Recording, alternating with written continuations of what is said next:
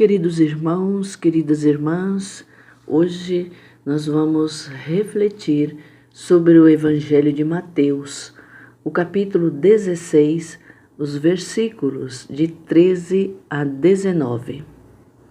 Naquele tempo, Jesus foi à região de Cesareia de Filipe e ali perguntou aos seus discípulos: quem dizem os homens ser o Filho do Homem? Eles responderam: alguns dizem que é João Batista, outros que é Elias, outros ainda que é Jeremias ou alguns dos profetas. Então Jesus lhes perguntou: e vós, quem dizeis que eu sou? Simão Pedro respondeu: tu és o Messias, o Filho do Deus vivo.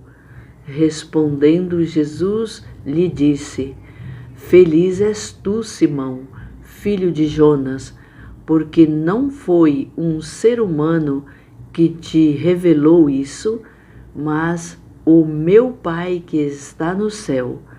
Por isso eu te digo que tu és Pedro, e sobre esta pedra construirei a minha igreja, e o poder do inferno nunca poderá vencê-la.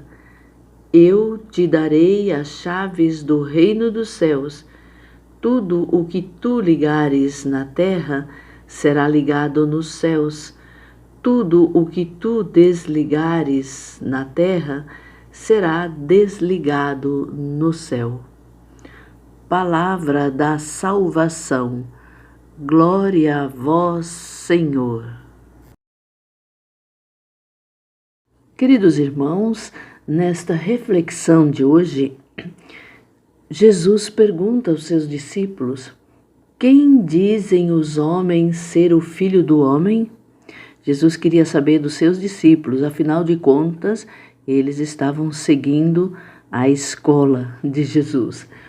Jesus quis saber o que a multidão que o seguia pensava a seu respeito. Ele queria saber o quanto as pessoas haviam alcançado e reconhecido a respeito de sua pessoa. Nós podemos substituir a palavra homens por religiões? Podemos também adequar melhor a pergunta de Jesus para os nossos dias, pois a opinião dos homens naquela ocasião é mais ou menos a mesma das religiões de hoje, que são organizadas pelos homens. Os discípulos disseram, uns dizem que é João Batista, outros dizem que é Elias, outros Jeremias ou um dos profetas. O que os discípulos estão respondendo a Jesus era aquilo que eles ouviam no meio da multidão. Podemos observar que ninguém pensava mal de Jesus. Pelo contrário, as pessoas o comparavam a verdadeiros homens de Deus, a servos que foram usados de maneira poderosa pelo Senhor, de modo que nenhuma resposta feria Jesus. Pois ser comparado com os profetas de Israel era algo formidável. No entanto, nenhuma das respostas era verdadeira. Todos estavam enganados naquilo que pensavam acerca de Jesus, e ninguém havia percebido que ele realmente era. A multidão o havia comparado com pessoas que já tinham passado. Os profetas já tinham feito a sua profecia, já tinham ido embora. Que apesar de haverem sido usadas por Deus, eles não existiam mais. Eles fizeram as suas profecias e Jesus veio muitos anos depois. Mas o que mais nos importa nesse momento é a resposta que Pedro vai dar. E Jesus pergunta: e vós, quem dizeis que eu sou? O povo está dizendo isso, mas e vocês que estão seguindo os meus passos? Então, Depois de ouvir a opinião da multidão, Jesus quis saber o que os discípulos que tinham comunhão com ele e viviam ao seu lado pensavam a seu respeito. A resposta daqueles que estavam sempre reunidos junto com Jesus. Jesus queria saber. Então, quem foi que disse: Tu és o Cristo, Filho do Deus vivo? A resposta de Pedro foi totalmente diferente das que foram dadas pela multidão.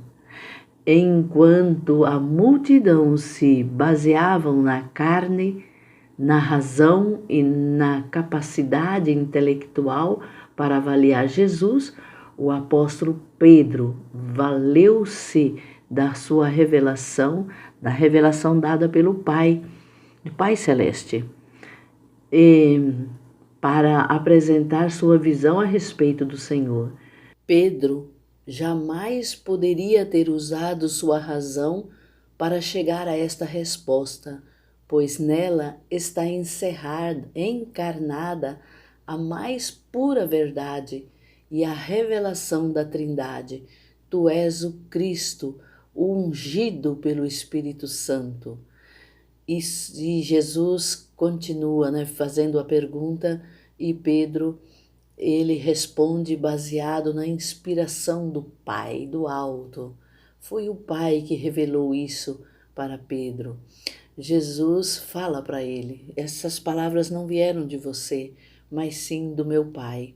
E Jesus confirma a missão de Pedro.